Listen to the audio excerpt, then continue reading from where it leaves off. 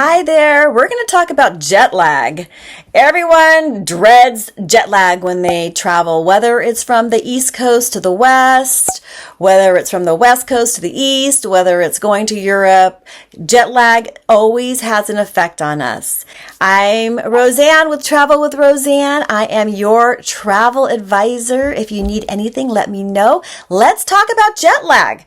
So jet lag happens when you are off of your time zone, and with every hour that you're off, it takes an adjustment to get back on track. So what are some things you can do to help you get back on track? The first thing you can do before you leave for your trip is start paying attention to what the time is in the destination that you're going to. Oh, and I think Nico wants to say hi. Here's my little boy. Hi, Nico. So yes, you can start maybe changing your sleeping just a little bit to get used to sleeping on a different schedule. Maybe either later or earlier, just try to do that. And look at the time so you kind of get an idea in your mind what the timing is in the area, the destination that you're traveling to. And while you are traveling, it's really important to make sure you stay hydrated. I know I talk about that a lot, but staying hydrated really helps your body adjust to everything. It makes you feel better. It makes you have more energy. Staying hydrated is really important. And even if you have to keep going up to use the restroom, that is also a very good thing, because moving around and stretching and getting your body to move is really helpful as well. We need to really limit the amount of caffeine and alcohol that we drink. I know a lot of us like to drink coffee and we like to have a glass of wine, but that really affects our sleep. And number one, the most important thing that we need to do is prioritize our sleep to make sure that we get good rest so that when we get to our destination, we can step into the new time zone easily. So limiting the amount of caffeine and alcohol is really important. Nico, what are you doing? Nico is trying to sniff the computer. He's so funny. He's such a funny boy. When you get to your destination, taking a little short naps can be helpful. That's always helpful for me. I know there's a lot of people that believe if you just step into the new time zone and force yourself to go through it, that's the best way to adjust. Just do it. And sometimes that can work. If you're able to rest on the plane, if you're able to get even a couple hours of good sleep, you can do that. But if you're the type of person that can't sleep on the plane at all, being awake for 24 hours or more is just too much to step into the new time zone. So taking short naps really helps. And I know that has helped me in the past because I'm not a good sleeper on the plane. When you're booking your flight, make sure that you book your flight with jet lag in mind. What I like to do is I like to take a later flight so that there's an overnight sleep cycle so that I can try to at least sleep. So it's kind of like on my schedule. And then when I get to the destination, then I could feel better. So I like to try to book a later flight so that I can sleep on the plane if that's possible. When you get to your destination, make sure you get plenty of sunlight because that adjusts your melatonin. That kind of tells your body, oh, it's daylight, and it helps get yourself adjusted. So getting out in the fresh air, in the sun, whether there's sun or not, just being outside, you will still get the message to your body that we're during the day now, not at night.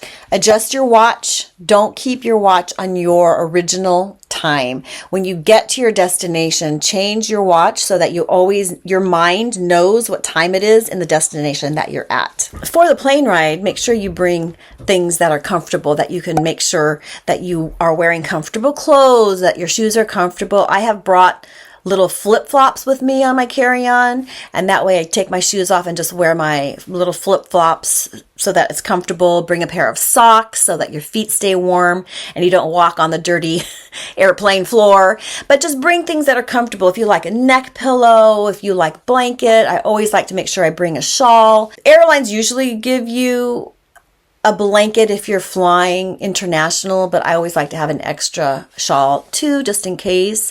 So making yourself really comfortable on the plane so that you can get sleep, because the number one thing is if you can get some sleep on the plane, your entry into the new country will be a lot easier and smoother.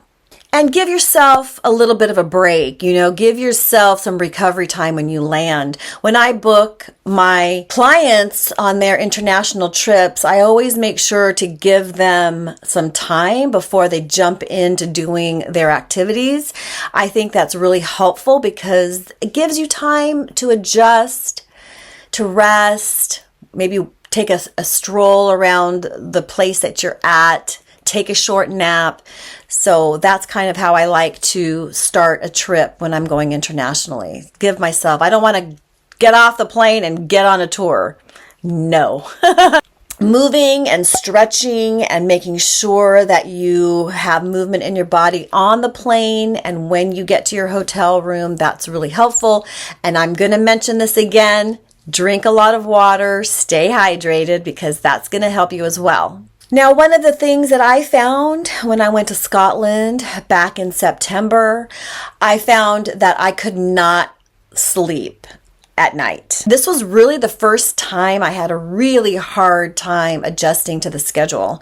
I didn't feel completely out of whack because I was laying down and resting, but I could not get good sleep. And it wasn't until I started taking this time-released melatonin at night that I started to actually sleep.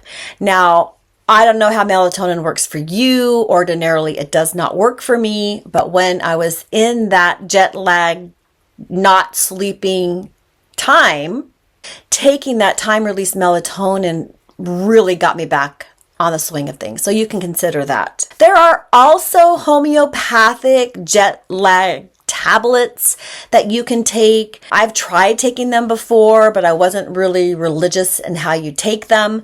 I think you're supposed to take them every hour or something. I don't know. But if you're interested in looking at those would be easy to find. Just Google homeopathic jet lag tablets and see if those sound good to you, because I know friends have used them and they really seem to work. So the bottom line is make sure you get rest. You might want to push through the jet lag, push through that time zone change, and that's fine. But remember, prioritize rest, get some rest, especially if you can do it on the plane.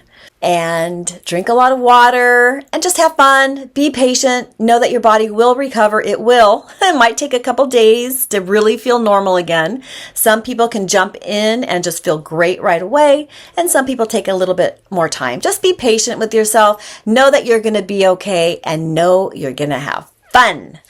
So I hope these tips have been helpful. Thank you so much for my wonderful subscribers. If you like the video, please like and subscribe and share it with your friends. And let me know what other topics you'd like to hear about, or let me know what jet lag tips that you have that I might not have mentioned. So thanks so much, and we'll see you next time, and ciao for now. Bye.